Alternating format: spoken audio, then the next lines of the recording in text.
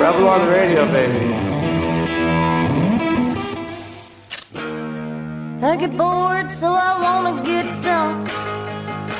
I know how that goes, so I ain't gonna touch it. Can you hear me? Hi, Lily. How are you getting on? I can hear you fine. Hey, good. I'm here with my dog. I might put him up in a second. How you doing? Yeah, not too bad. Not too bad. How are you getting on? Oh, I'm good. It's a really nice morning here. I like all your stuff behind you, the cool Jimi Hendrix. And there I am. You recognize this album? Oh yeah. Is that Jason Molina or Magnolia Electric next to it? Yeah, Songs. That's awesome. Songs Ohio. Oh, that's so good. It's just a great album. That I just love the sound of it. It was one of the first sort of records I put on for a while, and just went, that sounds brilliant. Yeah, it's really. No, you're reminding me that I need to listen to that probably today. So get it on. Yeah, I'm going to. Great. Do you mind if I'm just going to ask you a few questions and stuff, and yeah, just see how we go, really? But I just wonder, first off, how you were getting on with the lockdown. The year's been a bit wild, and from musical point of view, no gigs and stuff like that. So, how have you been writing a lot? I have been writing a lot, and I actually am working on. I'm almost finished with a new record, so that's been cool. Yeah, that's basically all I did in 2020 was just I went on a lot of walks and I wrote a lot of songs. I cried a lot of tears and caught up with friends the best I could, whether it was on the phone or through walking. And yeah, I don't know, just kind of kept it pretty simple. Got a dog and so that's kind of how I've coped. It's just like simple stuff and writing a lot. I think that was one of the main things. Loads of people seem to get dogs. Like they've gone right up in price. Everyone's got a dog now. Yeah, I know. We all have dogs, and now we're like, what are we gonna do when we tour again with these dogs? I don't know. I guess I take my dog. So yeah, but that's a really good question, actually. Do you miss doing the live stuff, or is it like were you sort of glad for a break from it? It's really interesting because at first I just felt like my heart was ripped out of my chest. I felt horrible, especially because I was gearing up, like a lot of people were last year. A lot of good records came out, and like I was gearing up for like just this crazy year, and it was crazy in a totally different way. So, but one of my greatest joys is getting to play shows and connect with the audience. And I always go to the merch table and hug a bunch of people and talk, and that's like been a big part of building my career. And so like it felt horrible, but then over time, not to say like I can't wait to get back to playing, and it's starting to happen, but I did get kind of used to like this kind of, like I said, this just simple, quieter life. And I realized I hadn't really had a chance to experience that at all through my adulthood. So I began to appreciate it. And now that I've kind of tapped into the appreciation of it, it's time to go again. That's going to be hard to sort of drag yourself out again on the road when that time comes. And like the thing is, you released that record, Walking Proof, the one I got behind me. Yeah. Pretty much when everything went downhill. So there's probably a lot of songs that you've never played live off that record. Am I right in thinking that? There are, and I was actually thinking yesterday, I don't know if you've heard the latest Waxahachie album. No. You might really like it. I'm not sure of all your tastes, but I'm like, if you like me and Songs Ohio, I feel like you'd like her. But it's called St. Cloud. But anyway, it came out on the same day as mine, and I was listening to it, and I was like, this record is really attached to the emotions of 2020 for me, and it's actually really special, like it always will be. Yeah. So kind of made me hopeful about my album. I was like, that album just kind of lives in 2020. Not to say I won't play it live, but it's very indicative of time. I hope you do play it live, because there's some I will. Fantastic records on it. A Brightest Star is my personal favorite. The first time I ever heard you though was you did a number called Trinity Lane from the album Trinity Lane, And I think the first Yeah. line is, I'm bored. What is it? I feel bored, so I'm going to get drunk or something like that.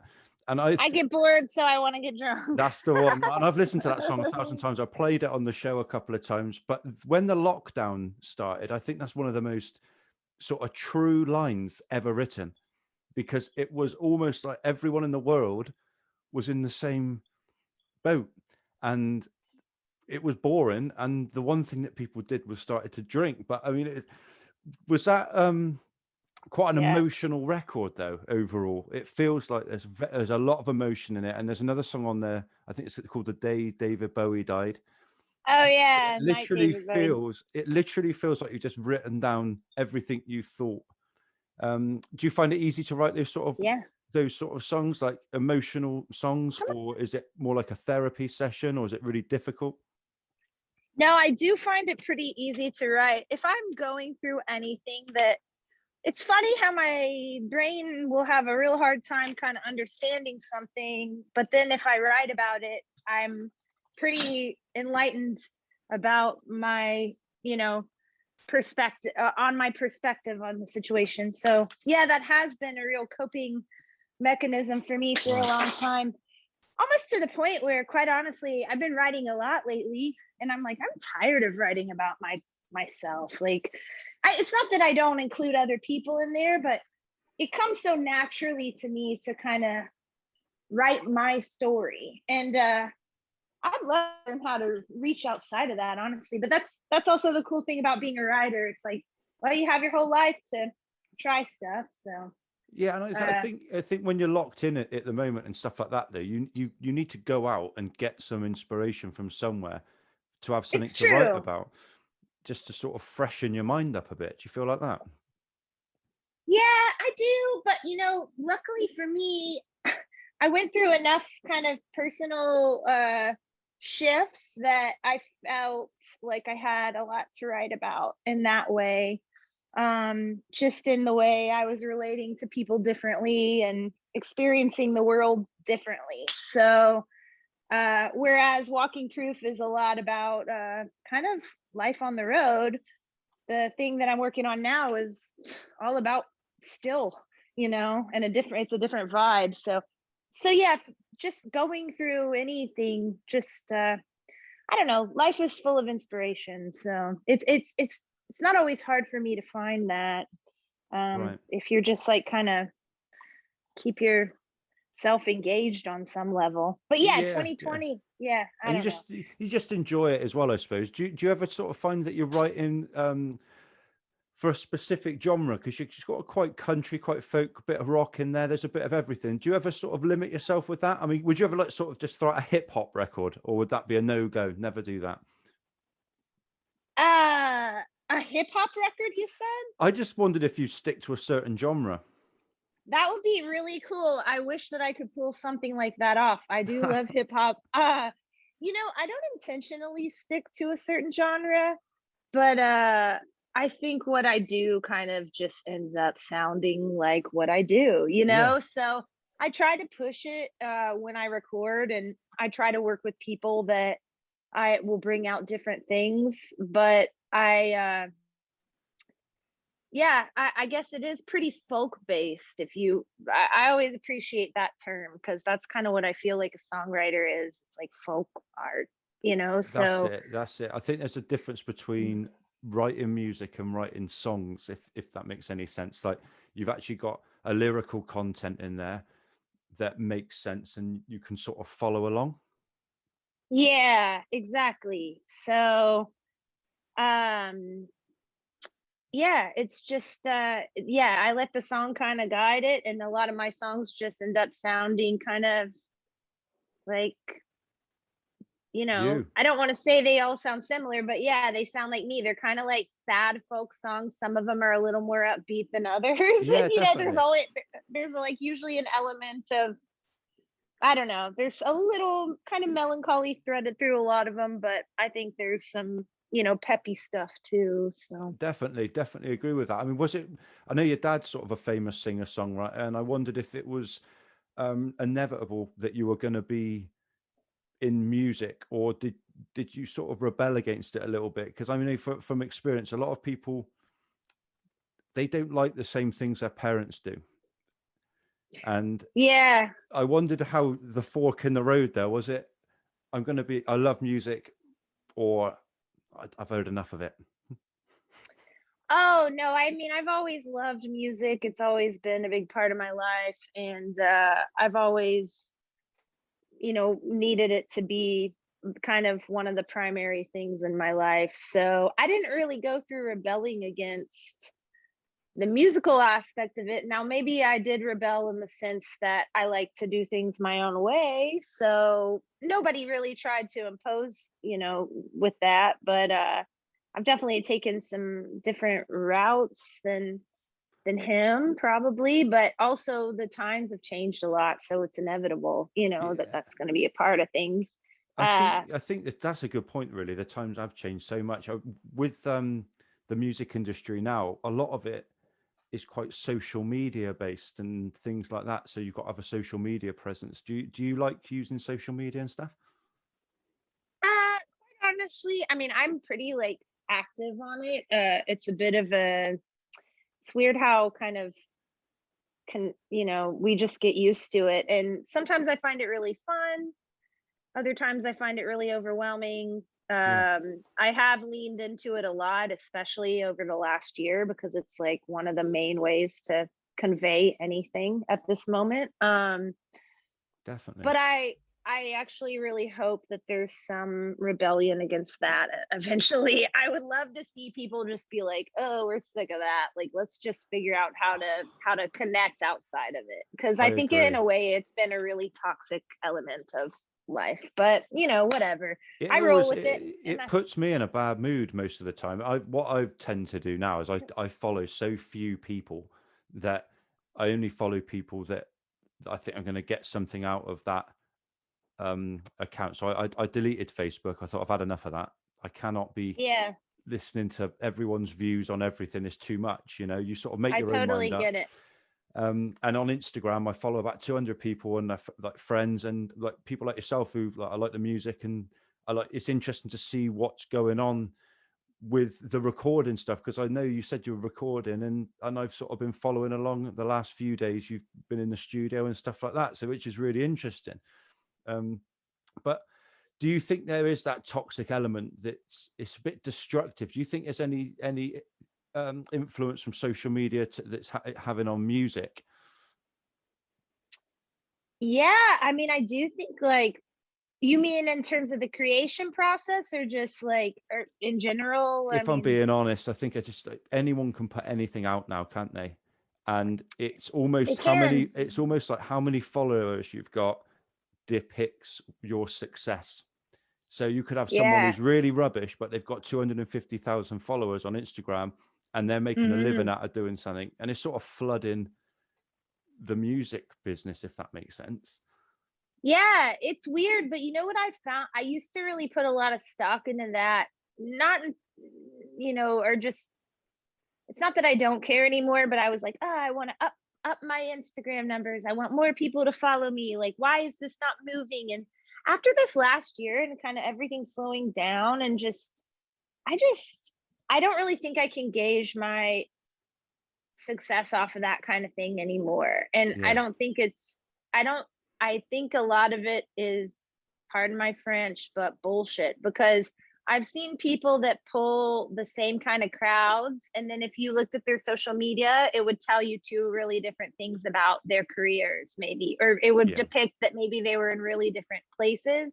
But like maybe one has a really loyal audience that they've built for years, and maybe one is like trending at the moment. So they're like hot right now and everybody's on their stuff. Like it's just really hard to gauge. And some people just kind of have a knack for really excelling in that department. yeah. And I've learned with myself that like that's not my strong suit, is not, being just I'm not trendy. So like the people that like me really like me, but there's a lot of people that It's don't a care. genre. It's a genre that it's a. But you've got one thing that's massively in your corner, which is I find with the genre of like country folk and stuff like that, the people are very loyal. So when you get a fan, Hmm. they're loyal It's fans. true. They'll be at every gig. You'll see them, even if you travel around. Like, because I know you've actually played in Bristol before, and I expect Yeah, if I you love Brit. Is and if you that where come you back, are? yeah, that's where I am now. Yeah, just Cool. having a go at someone just cutting their lawn. As soon as we're about to start this, they started mowing the grass. It's like, come It's on, how mate, it goes. I know. It's what turn it always in. happens. But I expect the same people will come to the gig next time you're in Bristol, and hopefully a few more. There'll be me there next time you play, and it's like there's a loyal fan base within that genre of music, I feel. Yeah, there definitely is, and that means a lot to me because it's not a fleeting thing, and it's something that you can that can last a lifetime. So Definitely. I do love Bristol. It's definitely one of my favorite places I've ever been. It's so cool. It's a really cool place. That's neat that that's where you live. It's pretty cool. It's all right for England. It's pretty good. Today we're all happy because they've just opened the pubs again. Oh, After nice. like 3 or 4 months of everything's been locked down. It's been complete lockdown.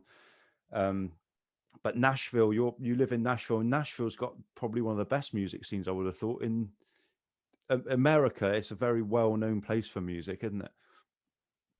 Yeah, there's a lot of good music. And I mean, I feel the same about the UK. Like a lot of bands I love are from there. You know, Portishead aren't they from Bristol? Yeah, that's right. Portishead. Yeah, I'm, Jeff Barrow. I'm, Jeff Barrow actually lived in the same village as my gran.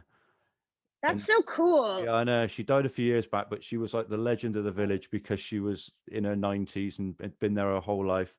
And Jeff lived down his mum and dad lived down the road, and he grew up there and stuff. So yeah, I do. And there's That's always a little connections with things like that. that's very cool. That's amazing. And I love that about England too, is that it's small, you know, so there does seem to be that. And you know, in the US, it's the same. It seems huge, but it is small in a way. Once you get out traveling, like a lot of people know each other in the music scene and stuff. Yeah. But yeah, there's a lot of great music, and I do love it, and I love being a part of it.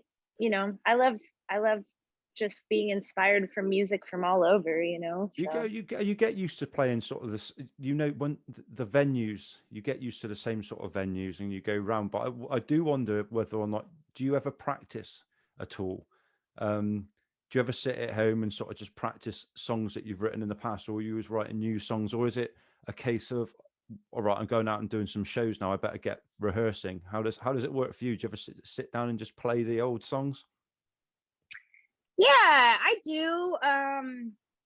You know, usually what gets me back in the practice is like having a show coming up and needing to work on stuff with the band and go back into the old songs. So that's when occasionally though, I'll like sit around and be like, oh, I haven't played this in a while. I need to shape up and remember how to play it. But you know, I don't know. A lot of times when I'm sitting around by myself playing, I'm trying to come up with new stuff, to be Yeah. honest. So just, I have a good memory. So most of my songs I remember how to play. Not to say I don't need to practice. I do, but yeah, it eventually happens when we have gigs. Then I have kind of the incentive, or sometimes I'll do like a Facebook live stream, and I'll be like, I need to remember some of those help Right. me remember my old songs because people request stuff. So Yeah, it's interesting that I think I do music myself, and I very rarely practice. It's almost like I forget what songs I got, and when someone says you got a gig, I sort of rummage through the lyrics and go, oh no, I better remember some stuff. But if you you're had like, any, huh, yeah, I know, but it is cool. like that. That's exactly what I'm like. I go, I better get my act together now, otherwise we're going to be in trouble. But if you had any Yeah, advice for younger musicians, like say someone's like 15, 16 now, they're starting their first band and they're going, what would you give, what sort of advice would you give them?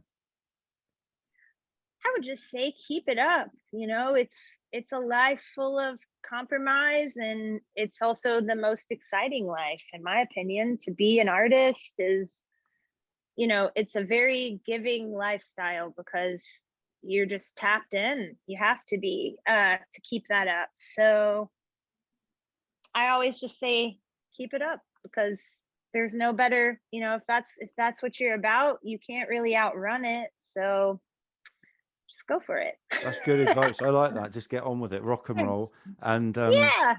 and never give in. Sort of that sort of attitude.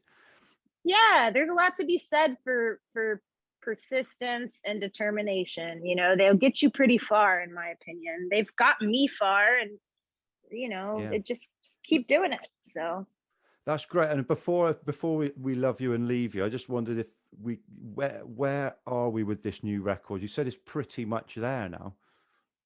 Yeah, hopefully this year it'll come out. It will come out this year. That's my plan. So it'll be fun. I don't feel crazy pressure about it since we've all been in a pandemic and everything changed. And it's kind of freeing to just approach something and with that mindset, like, hey, here's some songs, take it or leave it. I hope you like it. I hopefully you'll be able to get back on the road soon enough and sort of tour it, because if you release this one and you can't tour it, you released the last one, you couldn't tour it. It was a bit you've timed it pretty poorly, haven't you? I have, truly. No, but that's kind of the beauty of the kind of idea with this recent thing is I'd like to make another record pretty soon after. So we're like, let's just make a bunch of records and put them out. Like, you know, why not? Like, this can be a bridge to the next thing. And hopefully when I make another one, it'll be time to go again. But I don't quite have the mindset yet of gearing up for that whole thing it takes to release just releasing a record with a coexisting tour and all the press and all the shit that goes with it is it's really fun, but it takes a lot out of you. And the last time I did it, COVID happened and it just broke my heart. So, you know, not sound ridiculous, but the idea of just kind of putting stuff out to do it is really exciting to me. Well, you've had your jabs now, haven't you? Yeah, it's the old jab. Oh yeah, and I'm so sorry that I missed. I usually don't do that. I was calling to get it. Have you had any?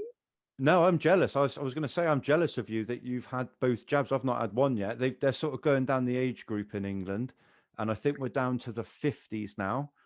Okay. Well, they've done like 50% of the country. I'm not going to start stating facts on this show because I don't know them.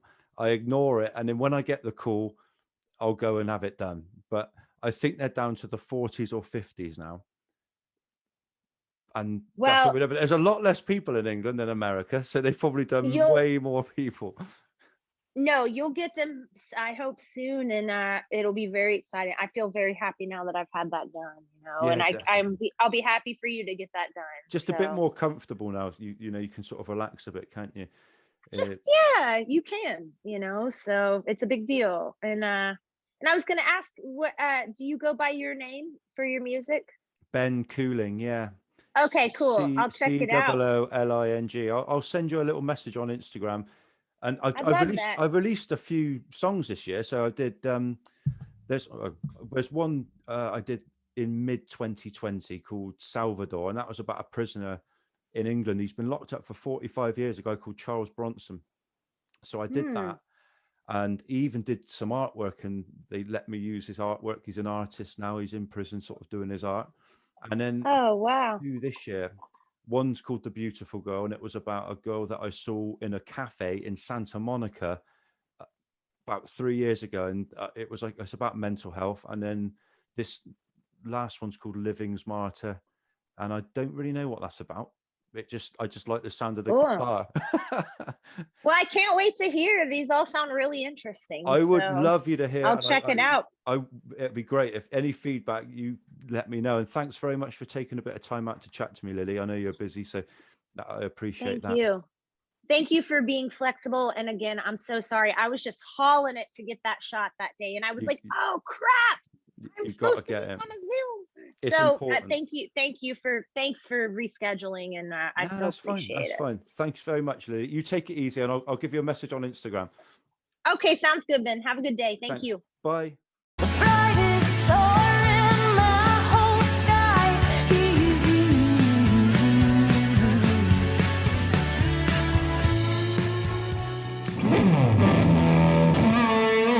Rebel on the radio, baby.